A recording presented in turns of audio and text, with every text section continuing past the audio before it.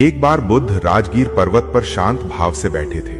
उनके चारों ओर धीमी हवा बह रही थी और शिष्यों की आंखों में एक ही प्रश्न तैर रहा था, भगवान, जीवन में सुख क्यों कम और दुख इतने अधिक क्यों है?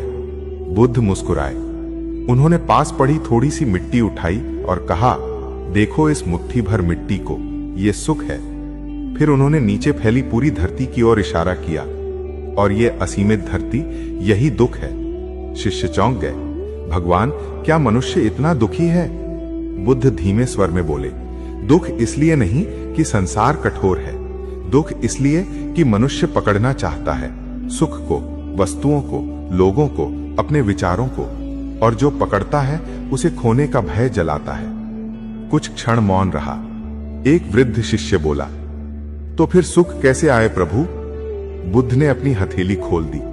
जब मन खुला होता है तब दुख अपने आप गिर जाता है। जैसे मुट्ठी ढीली हो जाए तो मिट्टी बिखरती नहीं, बस हवा के साथ बह जाती है। एक युवक रोते हुए आगे आया, भगवान, मेरा अपना मुझे छोड़कर चला गया।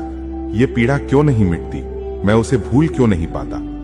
बुद्ध ने उसकी आंखों में देखा, क्योंकि तुम उसे अपनी आत्मा का हिस्सा मान बैठे हो। सुख और दुख दोनों आते जाते अतिथि हैं, तुम उन्हें अपना घर समझ बैठे हो। जब समझ लोगे कि आना जाना ही उनका स्वभाव है, तब बिछड़ने की पीड़ा भी ज्ञान बन जाएगी। युवक उनके चरणों में गिर पड़ा।